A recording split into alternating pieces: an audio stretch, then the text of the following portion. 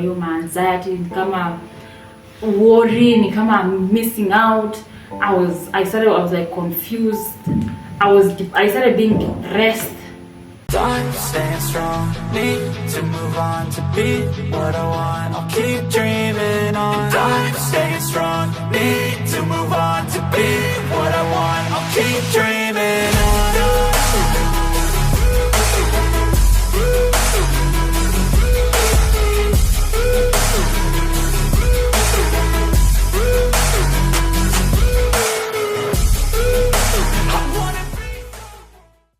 Me, I don't want to see you there.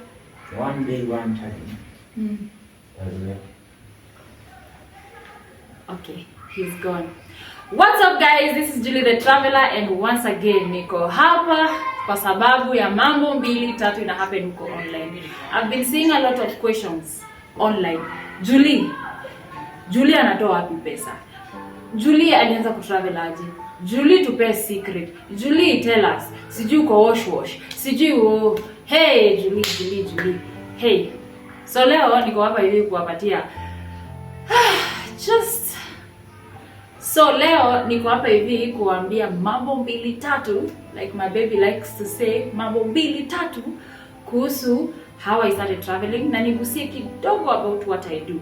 But I will also be preparing another special episode just about what I do. So stick around, make sure you follow, share, subscribe, and put that notification button on so that when you post anything, you're not missing. So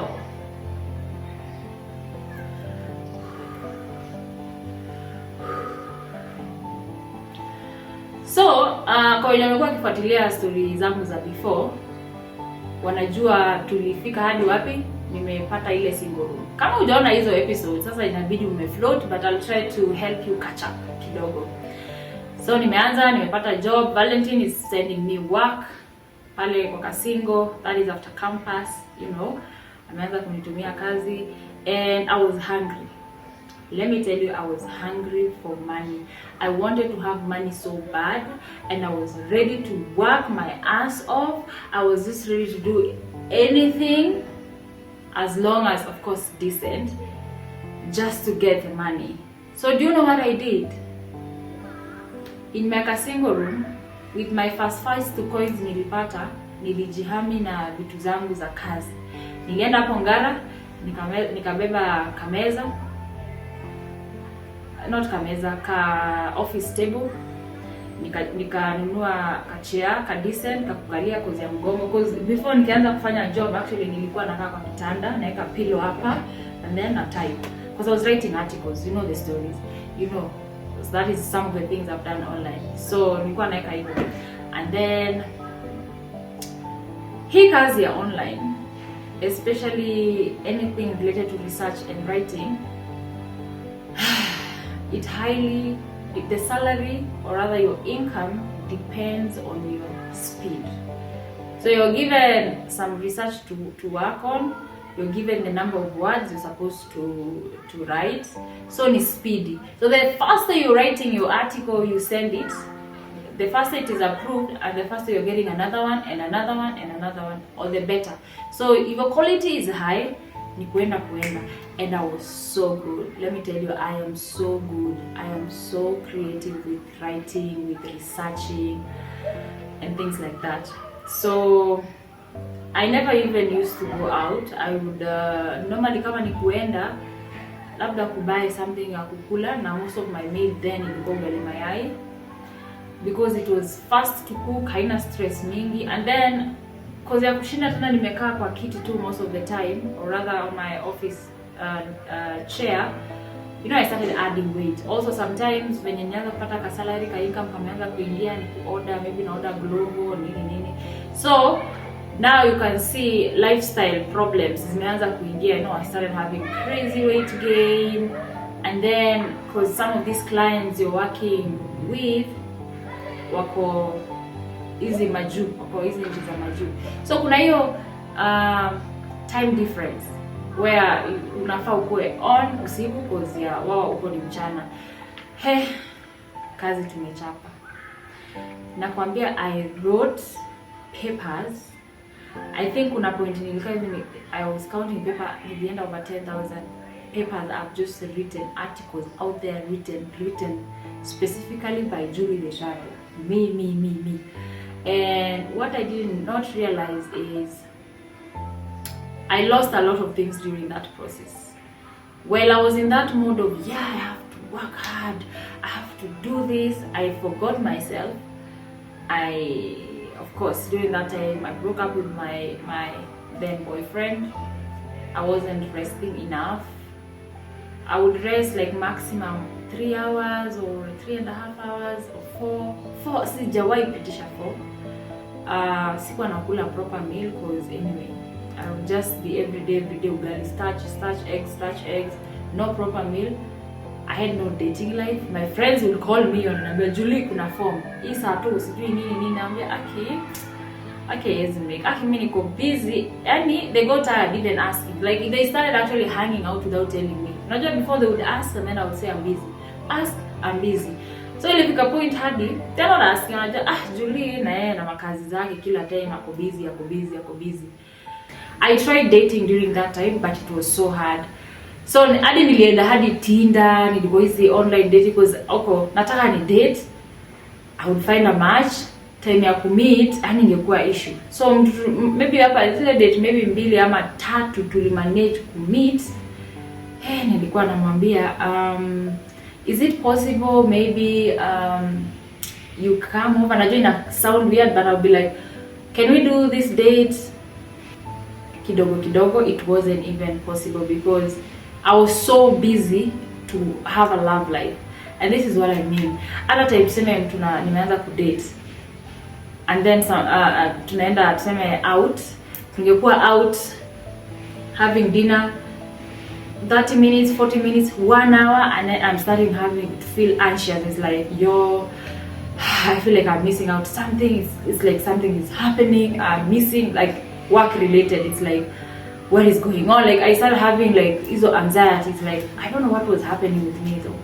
I would not go. Like after the reason why nilikuwa na decline. Twende kupati 2 hours in. Mimi nitaanza kuwa na anxieties like, okay, I'm supposed to be working right now.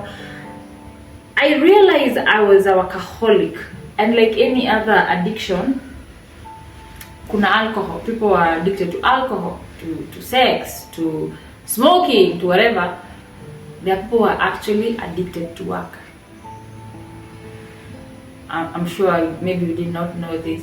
There are people who are actually addicted to work, and you're only maybe yourself or feeling right when you're actually working. That was me. So ilikuwa tu I'd rather decline kuenda because nitaenda 1 hour in nitaanza kuwa na hizo anxiety. I need to be working right now, and you start being paranoid. It's like, am I missing something? It's like nilikuwa nafaa hiyo hour nafaa kuwa ninapata some money or something, as it was so weird. So fast forward, sikuwa nalala vizuri. With the pressure pressure from clients, we deliver, or rather, no, this work was not done well, revise, this deadline must meet. And then nilijikanganya kwa sasa unaona nilianza kuwork na Valentine. Nikaona hii income ya Valentine ni kama it's not enough. So nikaanza kujana na watu kwa industry. So nikakuwa ni kama niko na like 3 employers wenye wananisukumia job. So huyu ananitumia job, na unajua yeye anajua una work na yeye, but wewe chini ya unajua mko wata. So anatuma job zina collide na huyu, pressure ukimaliza ya huyu uko na huyu, as in huyu. Hey gosh, what was I even thinking? But it's okay. I think it had to work like that. It had to happen like that. So hiyo pressure huyu, tuna kazi, nimengangana na huyu, najua kimaliza hii deadline ya huyu ni next. So I found myself actually nikiamka hata hivi morning na amkanga tu na wasiwasi, what happened hiyo 3 hours nimelala. No, you're supposed to sleep well. I would take your sleep well. Cause after computer when I shut down, and I think that is what happened to me. I mentally started to shut down. I started being confused, forgetting. I'm sure hata saizi sometimes you've even seen in an interview naulizwa swali and then if you need distractive kidogo nitasahau ulikuwa unasema ni because by mind I still feel like really overexhaust so much that one of my biggest worry when I grow old is that I might actually lose my memory.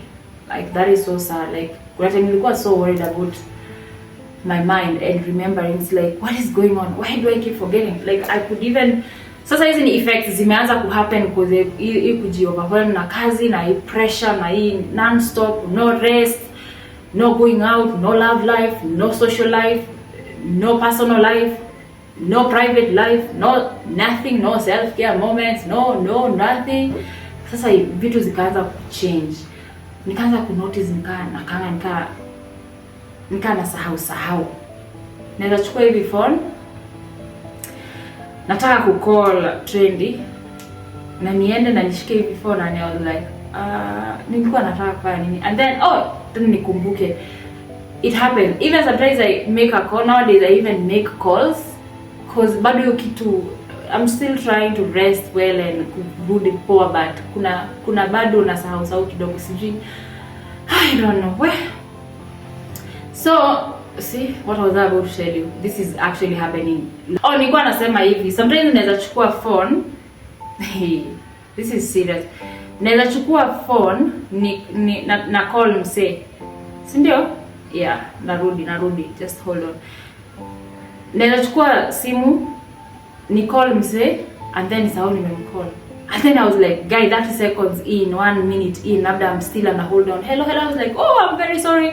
So that's why nikicall msee right now nowadays lazima nimweke loudspeaker. Nisikie yote, it keeps me like siwezi pigia, it's very rare. Ni akipick sasa ndio nitaweka silent. But nipige hivi silent, my god. Hizo 10 seconds of not being there, my mind went. So and that is what happened when I overworked myself and ilifika place nikaanza kuwa na hiyo anxiety, kama worry, ni kama I'm missing out. I was like confused. I started being depressed. As in nilikuwa ninashangaa why nilikuwa nashangaa vitu mingi sana. By the way, I was even thinking, why am I working so hard for this? Like something is not right. My anxieties, my whatever. So nikaanza kuenda kupewa hizi medications za anxiety na depression.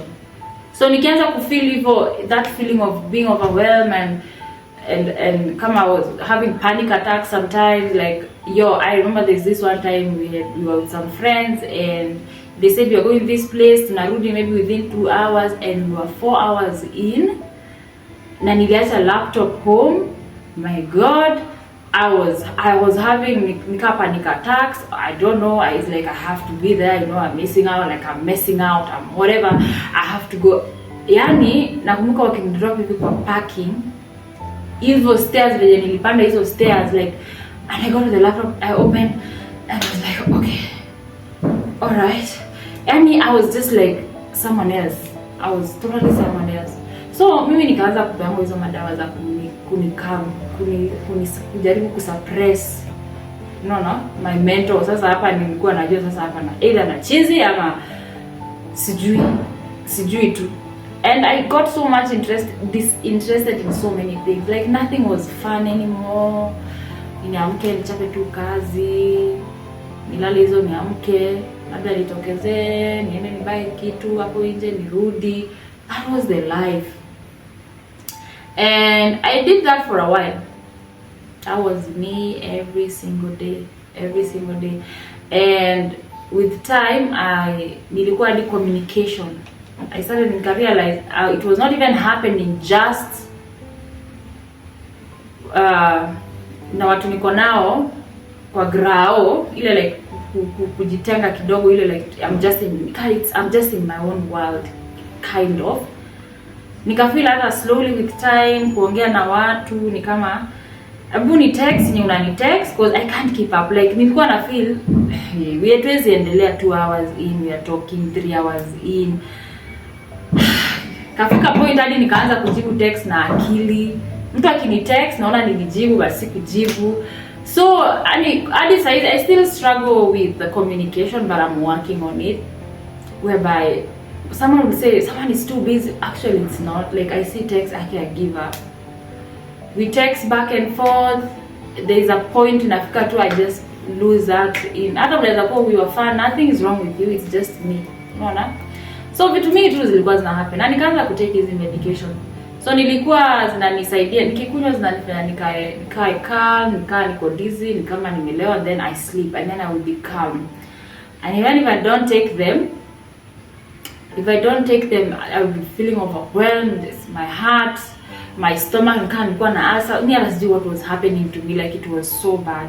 So last year, to cut the long story short, last year ni 2022. Now 2021 around November, December, actually ilikuwa ishafika December, nilikuwa na kama na relapse, ni kama ninakuwa in that mood again, that sickness mood again.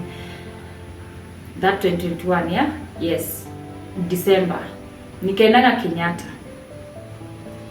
Nikaambia msichana, wewe uko depressed, you need to be starting seeing you first of all you're workaholic, you have anxiety and depression, and you need to start seeing a psychiatrist because your situation is going to get worse and worse and worse, and usipochunga sasa utahave kuwekwa kwa hizi madawa za kusuppress, if you know, the antidepressants, za kusuppress this whole problem. But it means utaishi kuishi on them every day unakunywanga hizi madawa ndio feeling hiyo like normal calmness, like kama saizi atinikae tu the normal calmness mentally, space yako like uache kukaa kama 20 things at the same time zinaruka huku, as in unakaa confused, you are lost. It's like just work, like cause alikuwa anasema hivi venye una overwork, hii ni at Kenyatta, hivi venye una overwork, kesho if something happens to you and you die, imagine the company, your clients will move on and they will forget about you like you never existed. So akasema you have to decide between your health and your work. At this point there is no in between. Just pick your health or pick your work. Choose yourself or choose work. The choice is yours. So akaniambia you actually need to rest. You need a 1 week break from work. Your laptop usifungue, kazi, tell your clients or whatever you have to do, assistant, whatever, as in. I don't know, I even at this point nilikuwa na actually na assistant, but I needed my work to be done in a certain way. So yes, ako hapo ananisaidia kufanya vitu mbili tatu, but lazima ipite na kwa mikono yangu, nipitie ni confirm kila kitu. So at the end of the day sijara assistant alikuwa nini anyway. So akanambia sasa, wewe for the next 1 week tafadhali stay away from work, take a break. Can you just go somewhere? Just breathe. For once, can you just breathe? Listen to your heart, your body, rest, sleep, enjoy, just interact with people. As in, there's a lot more that the world can offer for you right now.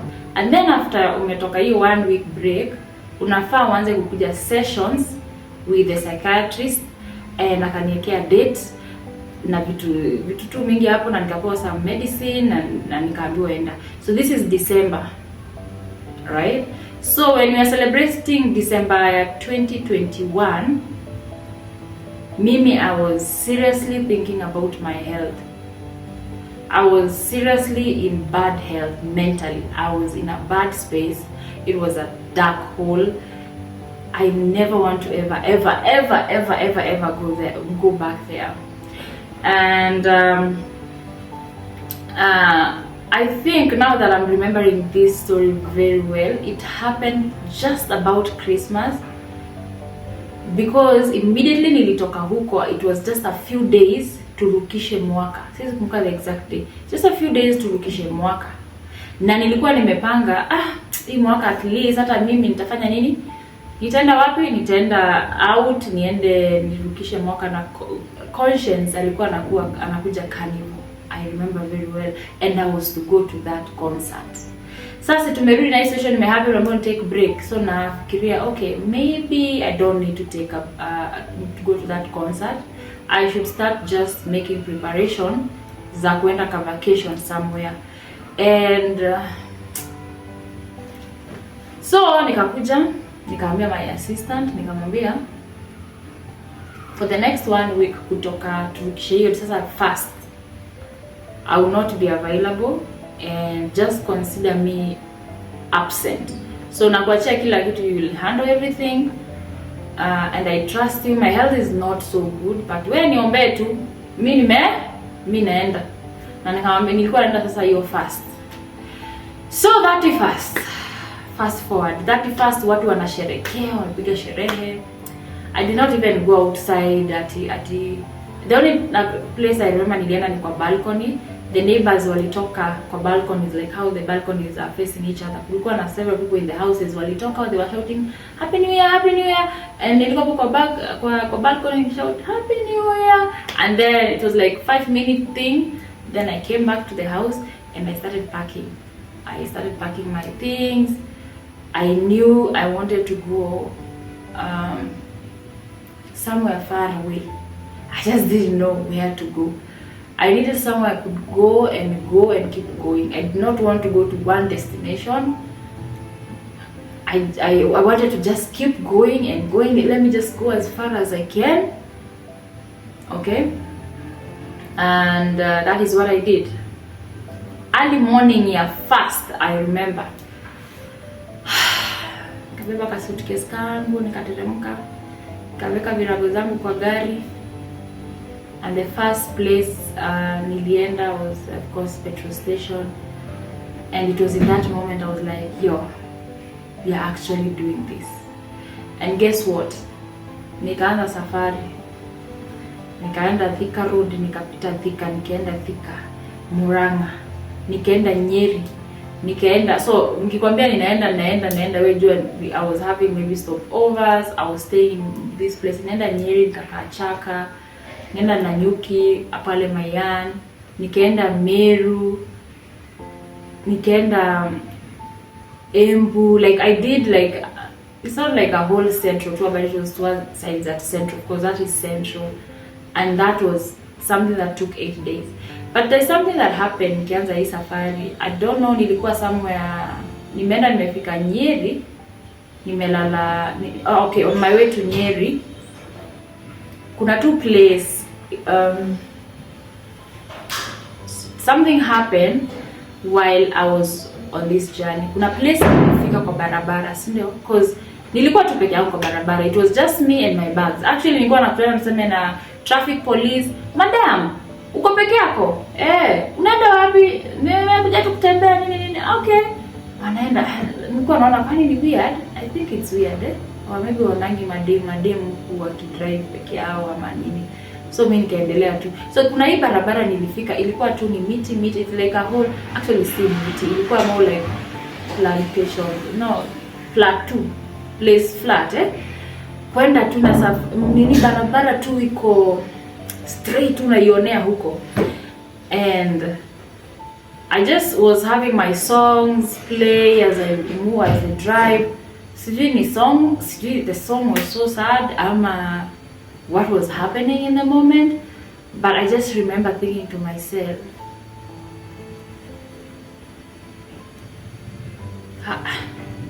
how in the world did I get here? How did I neglect myself so much? How did I forget my health? How did I forget myself like this? Like, nilifikaje hapa? And it's just in that moment, because of course on a drive I was crying. I didn't even realize as I was saying those words much, and I could not see, unajua windscreen, I could not see mbele. I had to kutoka kwa barabara kwa sasa ni kama macho, I didn't realize whatever was happening in the moment. Nikatoka kwa barabara, Nikapaka hapo hivyo, nikalia.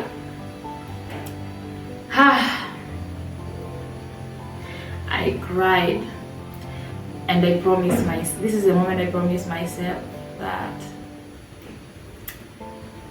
I'll put myself first. I'll do anything for me. I'll take care of myself. As in, this is the moment for me that I actually was making those promises to myself. And it was also a moment of forgiveness. I was actually forgiving myself for neglecting myself. And nikajicompose. Nikaenda safari, nikafika, nikazurura. So nilikuwa naenda place nakaa kama certain, because niliplan the whole trip. Hata kama ilikuwa abrupt, but niliplan the whole trip. Nilikuwa naenda hii place nakaa for 2 days, nitafanya hivi na hivi. Hii place nikifika Meru, nitaenda na Meru National Park. In fact, nikienda Meru National Park, nilipewa tu Ranger in my Subaru na nikaambiwa twende.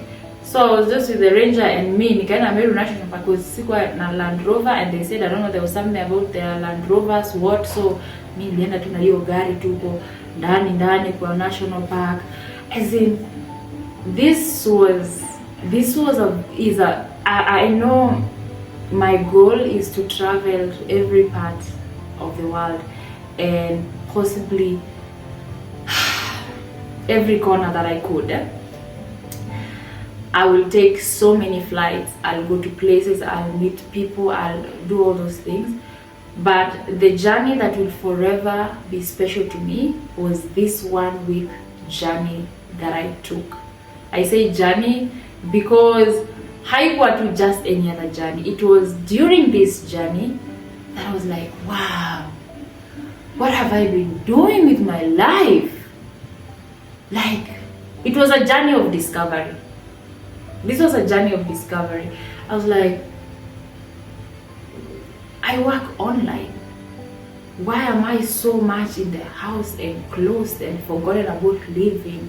I was like, I want to do this more. I want to go. I want to go more. I want to interact. I fell in love with that journey. And obviously day 1, day 2, day 3, it was difficult not to work. But nilikuwa najua ule day my assistant kama hanipigi, that means things are going well. So it was hard, but I was calm. Nilikuwa najaribu to calm myself down. By the time nilikuwa day 7, hey, karibu wala nisahau wala nakuanga na kazi. Yaani hiyo kitu sijui ilitoka aje. So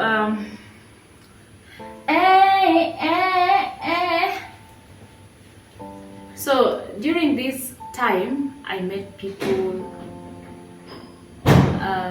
we interacted, I engaged myself in fun activities.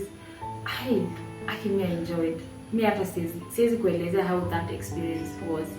So by the time nilikuwa narudi, I was fired up. I was like, nataka sana nikwenda tu. Sasa nimejileta all the way peke yangu hadi nimekuja na nyuki, nimechapa hiyo round yote peke yangu. I don't even know where I got the strength to do that. I think it was just, I just want to be alone. And remember when I was going through this, even my best friend your time nikianza alikuwa anajua I'm going through it. This thing that tunaongelea vitu na hivyo ananisaidia, but when I decided to go this trip, hata sikuambia mtu. Watu tu walikuwa naona niko mahali na maybe na post uko status, and maybe I'll post a happy picture, but I'm here because I'm sick and I have to do this. Daktari amesema I have to take a break. No, they did not know.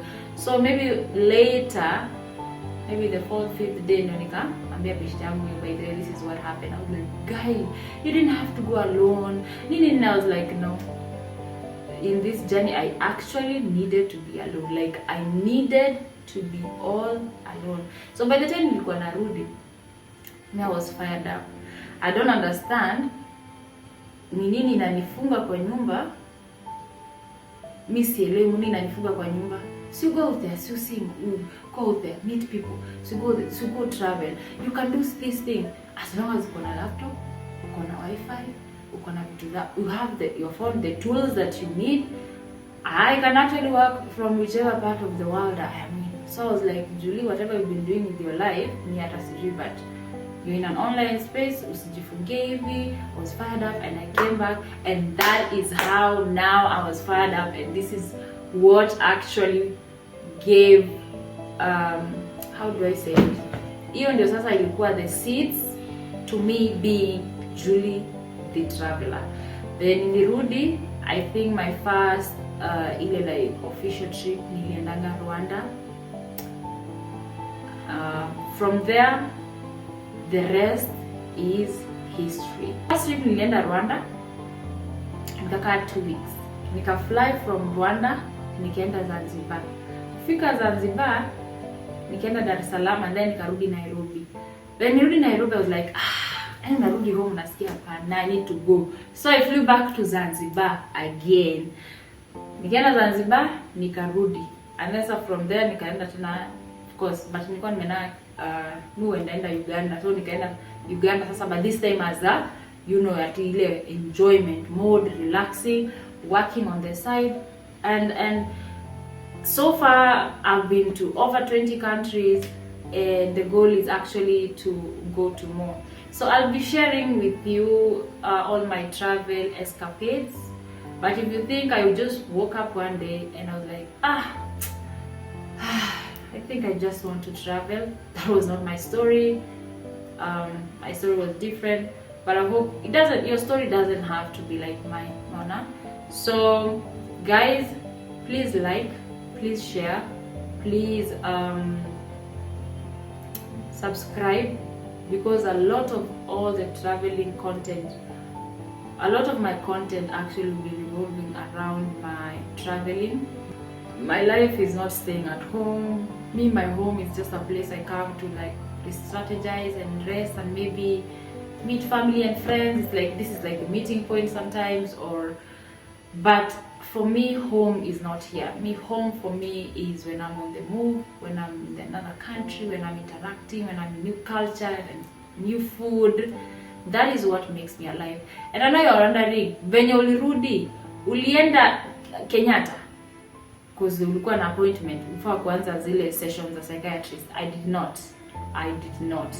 This is what I did. Nirudi nikamake a phone call. Huyo daktari ndio alikuwa na namba. Nikamwambia, actually, I've changed my mind. I will not be coming for those sessions. Mimi najua shida yangu ni gani, by the way. Na mimi najua how I will solve it. Shida yangu ni mimi ni workaholic and I don't rest. I don't take care of myself. Hizo ndio mashida zangu zimeanzia. So mimi najua I'll handle this without. Akaniambia, you sure? Nikamwambia yes. So acha nikwambie wadau. Na kumbuka nilienda hadi nikabuy ka watch fulani ka ku track sleep. Mimi nilikuwa nalala 2 hours, 3 hours. Nilikuwa na make sure nimegonga 8 hours. As nilifika point I would sleep mpaka usingizi, as nifike mwisho wa usingizi. Because I was so, sometimes ninalala mpaka nasikia still I was exhausted. As in I was exhausted. So I started taking care of myself now, ile on a very serious note. Mimi ka Saturday, ka Sunday, free time yangu na nasema na work.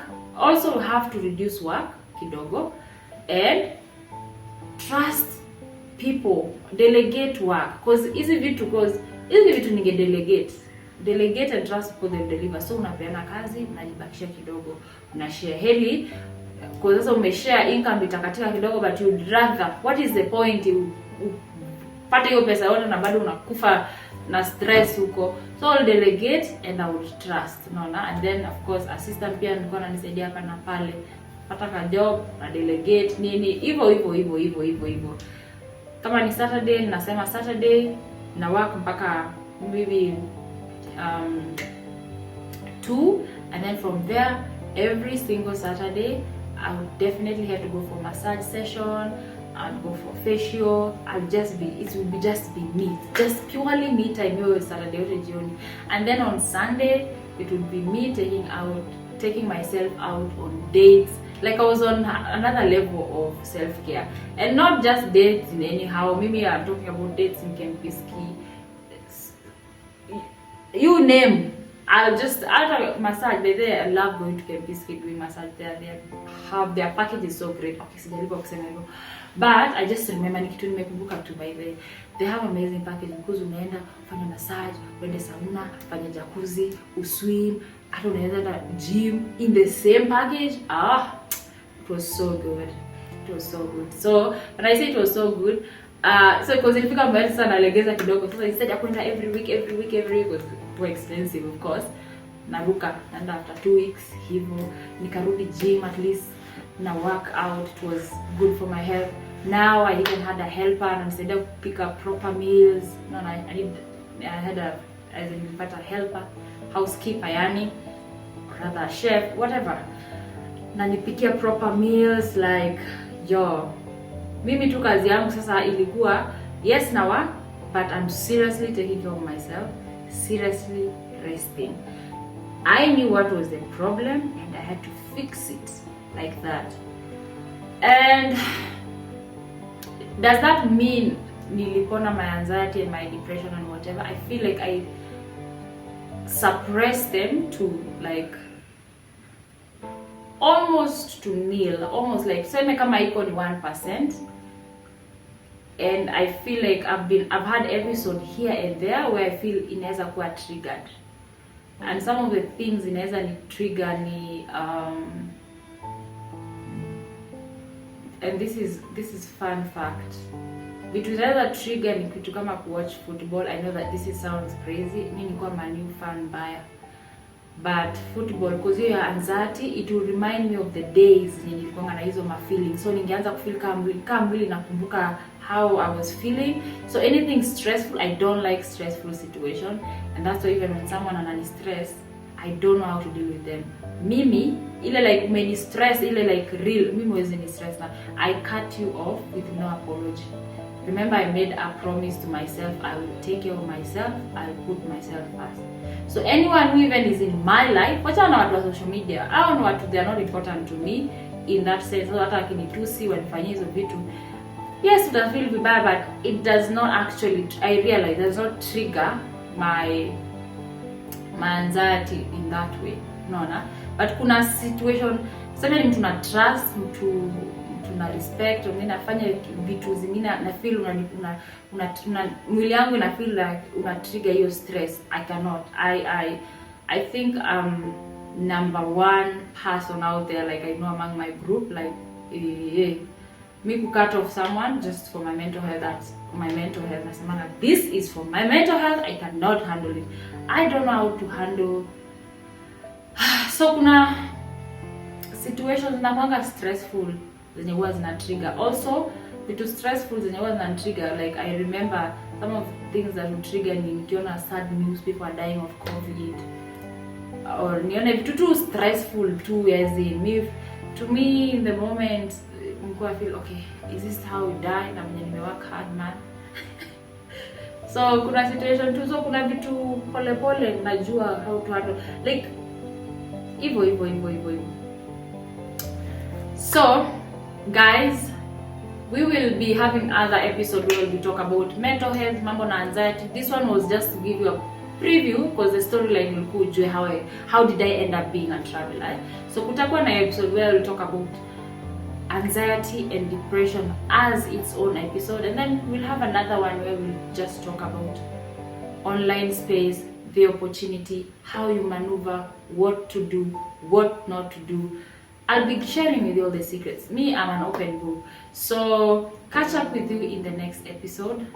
Guys, thank you so much once again for amazing support. It's just been a couple of days and mushanipeleka straight to monetization. Like meshafikisha watch hours, mesha subscribers. Like you guys are so amazing, support me amazing, as in I can't even, this is special. Thanks my fans, nawapenda sana. And kama uja watch my video with my bubu akinipeleka kwake, please go and watch it and be inspired. Okay, I don't know what to say. go and watch it. I'll be sharing another video also, my reaction, like, because it was in recording tunaenda, but what was going on through my head, I'll be sharing with you all my reaction in another episode. But kama uja watch, enda watch, make sure you like, you share and subscribe. And my goal is actually, I want to see him be a better man. You know, I know I've met him in when he's like a little bit fucked up, when the situation is looking like the way it's looking, but he is not doomed to that. So I want to be a light for him. Adios. Turu.